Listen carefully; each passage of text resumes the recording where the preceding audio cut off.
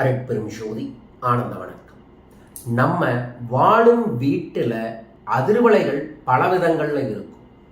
நேர்மறை அதிர்வலைகள், எதிர்மறை அதிர்வலைகள் என்ற அதிர்வலைகள் ஒரு வீட்டில் மன நிம்மதி, மன தெளிவு, செல்வ செழிப்பு, சரஸ்வதி கடாட்சம் இதெல்லாம் வேணும்னா நம்ம வாழக்கூடிய இடத்துல பாசிட்டிவ் வைப்ரேஷன் ஆல்வேஸ் இருந்துகிட்டே இருக்கணும். அந்த பாசிட்டிவ் வைப்ரேஷன் எந்த இடத்துல இருக்கோ அவங்க வாழ்க்கையும் பாசிட்டிவாக இருக்கும், அவங்களோட செயல்பாடுகளும் பாசிட்டிவாக இருக்கும். அதனால தான் சில பேர் தொடர்ந்து வாழ்க்கையில் வெற்றி பெற்றுட்டே இருப்பாங்க. ஏதோ ஒன்று வாழ்க்கையில் ஜெயிப்பாங்க, புதுசாக வாங்குவாங்க, பயணம் செஞ்சுக்கிட்டே இருப்பாங்க, ஆனந்தமாகவே இருப்பாங்க. அதற்கு காரணம் ஒன்றுமே இல்லைங்க, அவங்க வாழக்கூடிய வீடு, இருக்கக்கூடிய வீடு அது சிறுசோ பெருசோ அது முக்கியம் இல்லை. அவங்க இருக்கக்கூடிய இடத்துல ஒரு பாசிட்டிவ் வைப்ரேஷனை கிரியேட் பண்ணிக்கிட்டே இருப்பாங்க. அந்த பாசிட்டிவ் வைப்ரேஷன் அவங்க மைண்ட் அளவில் பல விஷயத்தை ஏற்படுத்தி அந்த பாசிட்டிவான செயல்பாடுகள் மூலமாக பாசிட்டிவ் ரிசல்ட் கிடைக்கும். இதுவே அப்படியே ஆப்போசிட்டா நீங்க இருக்கக்கூடிய இடங்கள்ல நெகட்டிவ் அதிர்வலைகள் அதிகமாக இருந்துச்சு அப்படின்னா உங்களோட செயல்பாடுகள் நீங்க ஜெயிக்கணும்னு செயல்பட்டாலும் கூட உங்களுக்கு நெகட்டிவான செயல்பாடுகளும் நெகட்டிவான ரிசல்ட்டும் தான் வரும். ஸோ நெகட்டிவ் லைஃப்ல இருந்து பாசிட்டிவ் லைஃபுக்கு யார் வராங்களோ அவங்க வாழ்க்கை சீரும் சிறப்புமாக சகல ஐஸ்வர்யங்களோடு இருக்கும். அப்பேற்பட்ட வாழ்க்கை உங்களுக்கு அமைவதற்கு நம்ம வீட்டில் நமக்கு தெரியும், வீட்டை சுத்தமாக வச்சுக்கணும், சாம்பிராணி போடணும், மந்திர ஜபம் செய்யணும், அப்படி நிறைய விஷயங்கள் நானே பதிவு செஞ்சுக்கிட்டேன். இருந்தாலும் நம்ம வீட்டுல என்ட்ரன்ஸ்ல இருந்து வீட்டுக்குள்ள வரைக்கும் சில இடங்கள்ல சாமி சிலைகளையோ அல்லது சாமி படத்தையோ சரியான விதங்கள் நம்ம வச்சோம்னாவே நம்ம வீட்டுல அபரீதமான முறையில நேர்மறை ஆற்றல்கள் வரும். அப்படி உங்களோட இல்லத்துல எப்படி தெய்வ படங்களை வச்சு நேர்மறை அதிர்வலைகளை அதிகப்படுத்தி நேர்மறை வாழ்க்கையை உருவாக்கணும் அப்படிங்கிறது தான் இந்த பதிவின் மூலமா நான் விளக்க இருக்கின்றேன். இதுல சில விஷயங்கள் உங்களுக்கு தெரிஞ்சிருக்கலாம், ஆனால் நான் சொல்றத நோட்ஸ் எடுத்து வச்சு நீங்க செயல்படுத்தி பார்த்தீங்கன்னா நிச்சயமா உங்க வீட்டுல பாசிட்டிவ் வைப்ரேஷன் அதிகரிக்கும். அதன் மூலமாக உங்க வீட்டுல சகல காரியங்களுமே சித்தியாகும், சௌபாகிய வெற்றிகள் ஏற்படும். இந்த விஷயத்தை நான் பல்வேறு விதமான புராண நூல்கள்ல இருந்து நோட்ஸ் எடுத்து நான் உங்களுக்காக பதிவு செய்கிறேன். ஸோ பயன்படுத்திக் கொள்ளுங்கள். உங்க வீட்டுல முதல்ல கேட்டோட என்ட்ரன்ஸ்ல வீட்டுக்குள்ள வந்த உடனே ஒரு வீட்டுல தெரிய வேண்டிய இடம் என்னன்னா, யாரு ஒரு ஏரியாவுக்கு போனால் நம்ம என்ன பண்ணுவோம், அவங்க வீட்டை நம்ம பார்ப்போம். அப்படி பார்க்கும்போது அவங்களோட பார்வை நம்ம வீட்டு மேல விழுகும். நம்ம வீட்டை யாராவது பார்த்தாலோ நம்ம யாரோட வீட்டை பார்த்தாலும் அவங்களோட பார்வை விழுகும். அந்த பார்வையை உடைச்சு வெளியேற்றுறதுக்கு சிம்பிளா பண்ண வேண்டியது, ஃபெங்சுயில ஒரு சூட்சமமான ஒரு கண்ணாடி இருக்கு, அந்த கண்ணாடி நீங்க மாட்டலாம். அல்லது பிளைனா ஒரு கண்ணாடியை உங்க வீட்டு என்ட்ரன்ஸ்ல மாட்டுங்க. யாரு பார்த்தாலும் அவங்க முகமே திரும்ப தெரியற மாதிரியும் அல்லது அவங்களோட பார்வை அதுல பட்டு திரும்ப நம்ம வீட்டை விட்டு வெளியே போற மாதிரி பண்ணுங்க. ஏன்னா கண்ணாடி அப்படின்னாவே ரிஃப்ளெக்ஷன் அர்த்தம், எது அதுக்கு மேல பட்டாலும் அதை திருப்பி கொடுத்துரும்.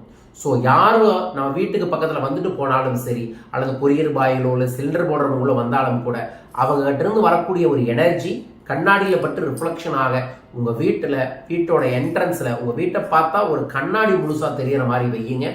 கூட ஃபெங்சுயி கண்ணாடிங்கிற கண்ணாடியை வைக்கிறது ரொம்ப ரொம்ப முக்கியம். ஸோ அந்த ஃபெங்சுயி கண்ணாடி நம்ம டிவைன் சென்டர்ல கிடைக்கும், தேவைப்பட்டா வாங்கிக்கோங்க. ஸோ இதைய வீட்டு வாசல வைக்கிறது நம்பர் 1. 2வது, அதே இடத்துல கணபதியை வைக்கணும். முதல் வணக்கே என்று நமது முன்னோர்கள் சொல்லுவாங்க. ஸோ நம்ம எந்த வழிபாடுகள் செஞ்சாலும் முதல்ல விநாயகரைத்தான் வழிபடணும். ஏன்னா அவரு தான் அத்தனை தெய்வங்களுக்கும் கதவை திறப்பவர், வாய்ப்பை தருபவர், தொடர்புகளை ஏற்படுத்துபவர். அப்பேற்பட்ட பஞ்சபூதங்களின் அதிபதியான கணபதியை, விக்னத்தை போக்கும் விக்னேஸ்வரரோட ஒரு படத்தை வீட்டோட என்ட்ரன்ஸ்ல மாட்டலாம். அது வெட்டி வேறாக இருந்தால் ரொம்ப ரொம்ப நல்லது. அடுத்தது வீட்டோட நுழைவாயில் சொல்லும் போது உங்க நிலவு இருக்குல்ல, வீட்டோட ஃப்ரண்ட் என்ட்ரன்ஸ் நிலவுல மேல என்ன படம் வைக்கணும் அப்படின்னா கஜலட்சுமி படம். இது விநாயகரோட ஆகர்ஷணத்தையும் கொடுக்கும், லட்சுமி ஆகர்ஷணத்தையும் கொடுக்கும், குலதெய்வ விஷயத்தையும் ஏற்படுத்தி தரும். அதாவது ஒரு மகாலட்சுமி இருப்பாங்க, அவங்க 2 சைட்லையும் கஜம்னு சொல்லக்கூடிய யானை இருப்பாங்க. இந்த போட்டோவையோ அல்லது மரத்தால செஞ்சதையோ அங்க முன்னாடி வைக்கிறது ரொம்ப ரொம்ப நல்லது.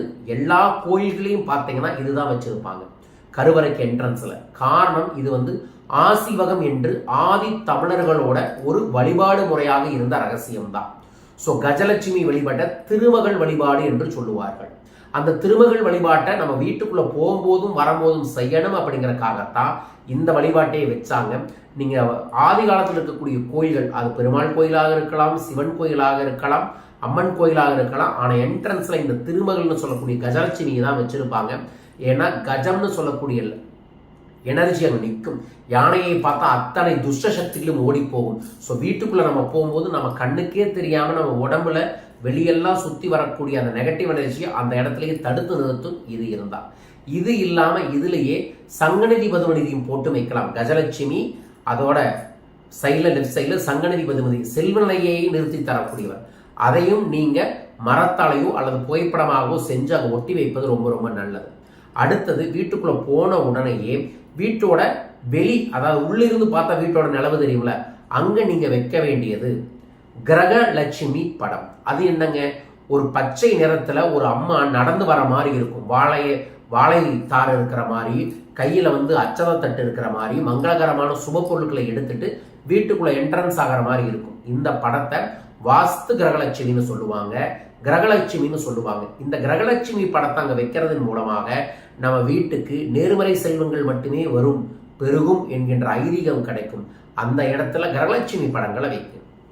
அடுத்தது உங்களோட லிவிங் ரூம், அதாவது உங்க ஹால்னு சொல்லக்கூடிய லிவிங் ரூம்ல என்ன படம் வைக்கலான்னு கேட்டீங்கன்னா, அந்த இடத்துல நேர்மறை அதிர்வலையில் தரக்கூடிய நல்ல புன்னகையோட இருக்கக்கூடிய ஏதோ ஒரு தெய்வ படத்தை வைக்கலாம். நான் உங்களுக்கு செஷன் கொடுக்கறது, ஒன்று முருகன் படத்தை வையுங்க, இல்லைன்னா கிருஷ்ணர் படத்தை வையுங்க, அல்லது குபேரர் சிரிச்சு சந்தோஷமா இருக்கக்கூடிய படத்தை அங்கே வைக்கலாம். ஏன்னா லிவிங் ரூம்ல தான் அதிகமாக நம்ம லிவ் பண்ணுவோம், அதாவது நிறைய நேரம் இருப்போம். அப்படி இருக்கக்கூடிய இடத்துல நம்ம மேலே கீழேயெல்லாம் பார்க்கும்போது அந்த படத்தை பார்த்தோம்னா நமக்கு ஒரு பாசிட்டிவான இம்ப்ரெஷன், பாசிட்டிவான இம்பாக்ட் ஏற்படும். ஸோ அதைய மனசில் வச்சுக்கிட்டு அந்த படத்தை அங்கே ஃபிக்ஸ் பண்ணுங்க. அதற்கப்புறம் பூஜை ரூம். பூஜை ரூமை திறந்த உடனே முதல்ல தெரிய வேண்டியது உங்களோட குலதெய்வம் தான். ஏனென்றால் நான் திரும்ப திரும்ப இதைத்தான் சொல்றேன், முருகனை வழிபட, குபேரரை வழிபட, பிரபஞ்சத்தில் இருக்கக்கூடிய எல்லா சக்தியை வழிபட எல்லாருமே இருக்கிறாங்க. ஆனா நம்ம குலதெய்வத்தை வழிபட, நம்ம குலத்தை காக்கக்கூடிய நம்ம மட்டும்தான் இருக்கிறோம். ஸோ பூஜை ரூம்ல கண்டிப்பாக வைக்க வேண்டிய ஒரு படம் குலதெய்வ படம். குருஜி, எங்க குலதெய்வத்திற்கு சிலையே இல்லைங்க, வெட்ட வெளியில இருக்கும், ஒரு கல் வச்சுதான் கும்பிடுறோம்னா அதைய போட்டோ எடுத்து தாராளமா வைக்கலாம். இல்லைங்க போட்டோ கூட எடுக்க வேண்டாங்கிறாங்க குருஜி, நான் என்னங்க பண்றது அப்படின்னு கேட்டீங்கன்னா, அழகா ஒரு கண்ணாடியை எடுத்து அந்த கண்ணாடியை சுத்தி மஞ்சள் தேய்ச்சி சென்டர்ல மட்டும் ஒரு கேப்பை விட்டு அதைய உங்க பூஜை ரூம்ல ஒட்டி வைங்க, மாட்டி வைங்க. அதுதான் குலதெய்வத்தை வசியம் செஞ்சு தரும். அது இல்லாமல் கதவை திறக்கும் போதெல்லாம் அதை ஆனந்தமா நீங்க பார்ப்பீங்க, உங்க முகமே தரும். உங்களுக்குள்ளதாங்க குலதெய்வம் இருக்கு, அது அந்த கண்ணாடியில் ரிஃப்ளெக்ஷன் ஆகி அந்த எனர்ஜியை ஏற்படுத்தி தருங்க. அதற்கு அடுத்தது பூஜை ரூம்ல வேற என்ன இருக்கணும் அப்படின்னு கேட்டீங்கன்னா, பூஜை ரூம்ல வைக்க வேண்டிய வேற படங்கள் இயல்பாகவே நம்ம போட்டோஷாப்லேயே போட்டோ சென்டர் போட்டோ ஃப்ரேம்லாம் தராங்களா, அங்கே இருக்கக்கூடிய இடத்துல வைக்கிறது கணபதி, பெருமாள், சரஸ்வதி, மகாலட்சுமி, வெங்கடாச்சலபதி. இது ஒரு ஸ்டாண்டர்டு படமாக தருவாங்க. இதைய பொதுவாக வச்சு கொள்வது நல்லது. இது இல்லாமல் நீங்கள் ஏதாவது குருவை வழிபடுறீங்க, ஏதாவது தெய்வத்தை தொடர்ந்து வழிபடுறீங்க அப்படின்னா அவங்களோட படங்களையும் வைக்கலாம். ஆனால் கண்டிப்பாக வைக்க வேண்டியது குலதெய்வ படம் என்பதற்காகத்தான் இந்த பதிவு செஞ்சிருக்கேன். அடுத்தது நம்மளோட அன்னத்தை தரக்கூடிய அன்னபூர்ணி தாய் இருக்கக்கூடிய சமையலறை. சமையலறையை பொறுத்தளவுக்கு அது அக்னி ஸ்தலம்னு சொல்லுவாங்க, அக்னி காரியம் செய்யக்கூடிய இடம். அங்கதான் நம்ம சமையலறையை வச்சிருப்போம். இருந்தாலும் அடுப்பை பார்த்து, அதாவது இங்க உங்களுக்கு முன்னாடி அடுப்பு இருக்கு அப்படின்னா பின்னாடி நீங்க காய்கறிகள் அல்லது பருப்பு வகைகள் மற்ற சமையல் பொருட்கள்லாம் வச்சிருப்பீங்களா, அந்த இடத்துல ஒரு சின்ன இடத்த ஒதுக்கி அங்க மஞ்சள் துணியை விரிச்சு அதற்கு மேல அன்னபூர்ணி சிலையை வச்சு ஒரு சின்ன தட்டுல பச்சரிசியை போட்டு அன்னபூர்ணி தாய்க்கு எப்போதுமே வச்சிருக்கணும். அதுல ஒரு காசு வச்சுக்கணும். ஏன்னா அன்னலட்சுமி தான் நம்ம வீட்டுக்கு அன்னத்தை தரா. நம்மளோட எண்ணமே அன்னத்துல தான் இருக்கு. நம்ம எப்படி உணவு சாப்பிட்றோமோ அதை வச்சுதான் அன்னம் போல் எண்ணம், எண்ணம் போல் வாழ்க்கைன்னு சொல்லுவாங்க. ஸோ அந்த அன்னலட்சுமியை மட்டும் சரியா ஒரு குடும்பத்துல வழிபட்டா அந்த வீட்டுல அன்னம் குறையவே குறையாது. முதல்ல பேசிக் நீட் என்ன, நமக்கு சாப்பாடு. சாப்பாட்டுக்கு எந்த குறையும் இல்லைனாவே நம்ம நல்லா உழைப்போம், அப்பத்தான் வாழ்க்கையில செல்வம் வரும். அந்த செல்வத்தை தரக்கூடியது அன்னலட்சுமி தான். ஸோ பூஜை ரூம்ல வைக்க வேண்டிய தெய்வம் அன்னலட்சுமி. சிலையா இல்லைனாலும் அன்னலட்சுமியோட படத்தை வைக்கிறது ரொம்ப ரொம்ப முக்கியம். இதை கூட ஒரு வேல்யூ ஆடடா நான் சொல்றது என்னன்னா, அன்னலட்சுமி சிலை நம்மளோட அக்ஷயம் டிவைன் சென்டர்ல கிடைக்கும், தேவைப்பட்டா வாங்கிக்கங்க. அந்த சிலைக்கு முன்னாடி காலையில் என்ன உணவு, ஏதோ ஒரு உணவு செய்யுங்க. அது தோசையா இருக்கலாம், உப்மாவா இருக்கலாம், ஏன் நூடுல்ஸா கூட இருக்கலாம். அதை கொஞ்சோண்டு ஒரு தட்டுல போட்டு அன்னபூர்ணி அம்மாவுக்கு முன்னாடி வச்சு, தொடர்ந்து எங்க வீட்டில் இருக்கிறவங்களுக்கு நல்ல உணவு கிடைக்கணும், ஆரோக்கியம் கிடைக்கணும், செல்வம் கிடைக்கணும்னு வேண்டி அதை வையுங்க. அப்படி வைக்கும் போதே நல்லது. வீட்டுல காலையில முதல் முறையா அடுப்பை பத்துவீங்களா, அப்பவும் அன்னபூர்ணி தாய்கிட்ட கையெடுத்து கும்பிட்டு, அன்னபூர்ணி தாயை இன்னைக்கு அக்னியை பத்தறேன், இந்த அக்னியில எல்லா விதமான எதிர்மறையும் போய் நேர்மறை பெருகணும்னு வேண்டிக்குங்க. பூஜை ரூம்ல தீபமேற்றீங்களே இல்லையோ, சமையலறையை நம்ம பயன்படுத்தி தான் தீரணும். ஏன்னா சாப்பாடு முக்கியம் இல்லை அப்படிங்கிறதுக்காகத்தான். அதையே அக்னி பூஜையாக நீங்க நினைச்சிட்டீங்கன்னாவே நல்லது ஏற்படுங்க. ஸோ சமையலறையில வைக்க வேண்டிய தெய்வம் அன்னபூர்ணி அம்மா. அதற்கடுத்தது நம்மளோட படுக்கை அறை. படுக்கை அறையை பொறுத்தளவுக்கு நிறைய பேருக்கு சந்தேகம் இருக்கும், சாமி சிலையை வைக்கலாமா கூடாதா அப்படின்ட்டு. படுக்கை அறைகளை கூடாத ஒரே ஒரு முக்கியமான விஷயம் என்னன்னா, கண்ணாடி இருக்கலாம், ஆனா நைட்டு படுக்கும் போது கண்ணாடியை க்ளோஸ் பண்ணிட்டு தான் படுக்கணும். ஏன்னா கண்ணாடிக்கு ஒரு ஆகர்ஷணத்தை படுத்தக்கூடிய தன்மை எப்போதுமே இருக்கும். நீங்க நைட்டு படுக்கிற இடத்துல கண்ணாடி இருந்து அதை க்ளோஸ் பண்ணாம இருந்தீங்கன்னா, உங்களுக்கே தெரியாம உங்க உடம்புல இருக்கக்கூடிய சூட்சமமான ஆற்றலை கண்ணாடி ஈர்த்தும்.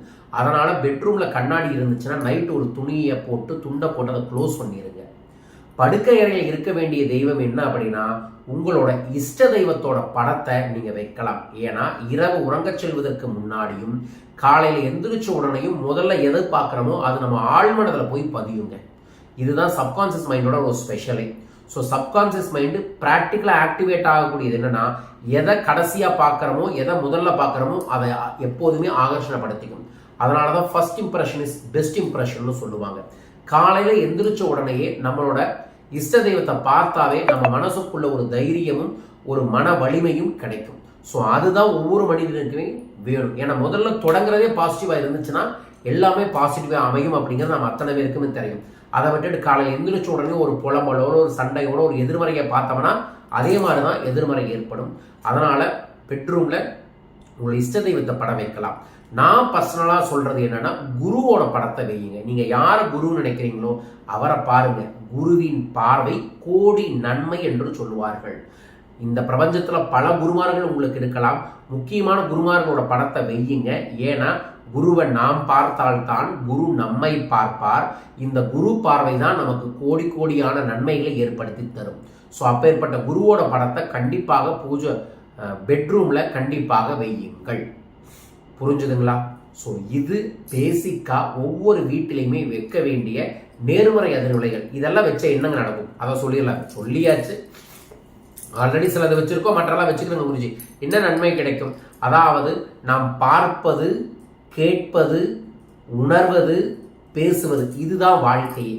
ஸோ நம்ம எப்போ பார்த்தாலுமே ஒரு தெய்வ படத்தை பார்க்கும்போது நமக்கு கெட்ட வார்த்தைகளை நம்ம பேச மாட்டோம், கெட்ட எண்ணங்களை நம்ம யோசிக்க மாட்டோம், யாராவது பார்த்து தப்பா யோசிக்கவே மாட்டோம். உண்மைதானுங்க. ஸோ அதனால நம்ம வீட்டுக்குள்ள இந்த மாதிரியான தெய்வ படங்களை வைக்கும் போது என்ன ஆகும்னா, நீங்க பார்த்து ஏதாவது பேசுறீங்க, கோபத்தோட உங்க மனைவியை திட்டுறீங்கன்னு வைங்க, அங்க பின்னாடி மகாலட்சுமி இருப்பாங்க, குலதெய்வத்தோட படம் இருக்கும் அப்படின்னு வாய் விடுவோம். அதே மாதிரிதான் அவங்களுக்குமே. ஸோ உங்க வீட்டில் இந்த தெய்வ படங்கள் இருக்கும்போது எல்லாமே சொல்லுவாங்க, பூஜை ரூம்ல புலம்பிட்டு இருக்காத, சாமிக்கு முன்னாடி இருந்து இந்த மாதிரி தப்பு தப்பா பேசிக்கிட்டு இருக்காத, சாமிக்கு முன்னாடி இருந்து இப்படி கெட்ட பழக்கங்கள் பண்ணாத அப்படின்னு நம்மளே சொல்லுவோம்லங்க. இப்படி சொல்றதுக்கு முதல்ல எண்ணங்கள் வரும். அப்பனா அவங்க ஆட்டோமேட்டிக்கா நேர்மறை அதிர்வலைகள் வரும். இப்படி வைக்கக்கூடிய படங்களுக்கு நீங்க வாரம் செவ்வாய்க்கிழமை வெள்ளிக்கிழமை மட்டும் காலையில் எந்திரிச்ச உடனேயே திருநீர், சந்தன, குங்குமம் கொஞ்சம் வச்சு கூடவே புணுகு மட்டும் வச்சுக்கிட்டு வாங்க. அப்பதான் நீங்க வச்சிருக்கக்கூடிய படத்தை நீங்க கவனிக்கிறீங்கன்னு தெரியும். அந்த படத்துல இருக்கக்கூடிய சக்தி ஏதோ ஒரு விதத்துல உங்களை பார்க்குது, கண்காணிக்குது அப்படிங்கிற ஒரு உண்மைத்தன்மையும் நீங்க உணர முடியும். புரிஞ்சுதுங்களா? ஸோ இதை நீங்க பண்ண உங்க வீட்டுல ஒரு நல்ல தேவதையோட அதிர்வலைகள் நடமாட்டம் அதிகரிக்கும். உங்க வீட்டில் இருக்கிறவங்களுக்கான நல்ல எண்ணங்கள் அதிகரிக்கும். அதன்படியே உங்க வீடு நேர்மறை அதிர்வலைகளை அபரீதமாக கொடுக்கும். அந்த அபரீதத்தோட நீங்க நல்லா உழைச்சா உங்க வாழ்க்கையில பெருசா நீங்க வருவீங்க. ஸோ இதை மனசுல வச்சுக்கிட்டு நமது அன்பர்களும் நண்பர்களும் நான் சொன்ன இந்த விஷயங்களை செய்யுங்க. சிலைகளாக வைப்பது ரொம்ப ரொம்ப நல்லது. ஆனால் சிலைகள்லாம் 6 இன்ச்சுக்கு கீழே தான் வைக்கணும். சிலைகள் வைக்க முடியாதவங்க ஒரு தரமான படத்தை எடுத்து நீங்கள் வையுங்க. வைப்பதின் மூலமாக உங்களோட இல்லத்தில் நேர்மறை அதிர்வலைகள் கண்கூடாகவே பெருகியே தீரும். ஸோ இதைய மனசில் வச்சுக்கிட்டு அனைவரும் இதையை பயன்படுத்துங்கள், வளம் கிடைக்கும். நீங்கள் இதைய ஒரு தெய்வ சூட்சம ரகசியமாக தெரிஞ்சுக்கிட்டதை முதல்ல செயல்படுத்தி பாருங்க. ஒரே மாசத்துல உங்க குடும்பத்துல உங்களோட வீட்டுல ஒரு நல்ல மாற்றம் வருவதை கண்கூடாக பார்க்க முடியும். ஸோ நான் சொன்னது உங்களுக்கு பிடிச்சிருந்துச்சுன்னா மறக்காமல் லைக் பண்ணி, ஷேர் பண்ணி, இந்த பெல் பட்டன் ப்ரெஸ் பண்ணி சப்ஸ்கிரைப் பண்ணுங்க. இது போல உங்களுக்கு ஏதாவது கேள்விகள், சந்தேகங்கள் இருந்தால் நீங்க கீழக்கக்கூடிய கமெண்ட் பாக்ஸ்ல மென்ஷன் பண்ணலாம், அல்லது வாட்ஸ்அப் நம்பர்ல அனுப்புங்க. வர இருக்கக்கூடிய வாரத்துல முழு விவரத்தோட உங்களுக்கு அந்த பதிவுகளை அனுப்பி விடுகின்றோம். அதை நீங்க பயன்படுத்தி வளம் பெற்றுக் கொள்ள முடியும். ஒவ்வொரு மனிதர்களும் சகல செல்வங்களையும் சகல ஐஸ்வர்யங்களும் பெருக வேண்டும் என்பதற்காகத்தான் இது போல விஷயங்களை அனுப்பிக்கிட்டு இருக்கோம். பயன்படுத்திக்கங்க. உங்க வாழ்க்கையில் இருக்கக்கூடிய கடன் பிரச்சனைகள், பணப்பிரச்சனைகள், காரிய தடைகள், இது வாழ்க்கையில முன்னேற்றமே இல்லை, தெய்வ ஆசிகளை பெற முடியல அப்படின்னு நினைக்கிறவங்க நம்மளோட பயிற்சி வகுப்புகளை கலந்து கொள்ளலாம். ஸ்ரீ குபேர பீடத்திற்கு வந்து நீங்க ஒரு முறை வழிபாடுகள் செஞ்சுட்டு போனீங்கன்னாகவே வளமும் நலமும் பெருகும். ஸோ உலகெங்கும் இருக்கக்கூடிய அனைவருக்குமே இந்த நல்ல விஷயம் போய் சேர வேண்டும் என்பதற்காக பதிவு செய்கின்றேன். பயன்படுத்தி வளம் பெறுங்கள். வாழ்க வையகம், வாழ்க பணமுடன். நன்றிகள் கோடி. ஜெய் ஆனந்தம். நல்லது நல்லது நடக்கட்டும்.